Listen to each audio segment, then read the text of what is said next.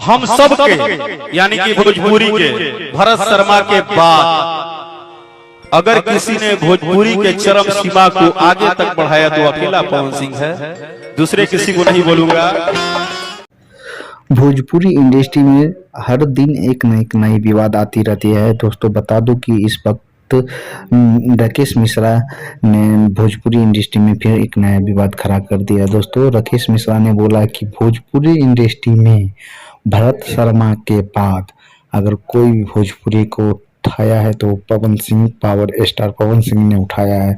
दोस्तों जी मैं मानता हूं कि पावर स्टार पवन सिंह ने भोजपुरी को बहुत आगे तक ले गया है, उसको मैं धन्यवाद देता हूं। लेकिन दोस्तों भोजपुरी में और कई दिग्गज कलाकार हैं, ऐसे कलाकार हैं जिनका भी योगदान है। दोस्तों भिखारी ठाकुर है, भरत शर्मा जी है और मनोज तिवारी है, रवि किशन है, ये सब दोस्तों सबका हाथ है। दोस्तों उनका भी हाथ होगा लेकिन उनको ये समझ नहीं था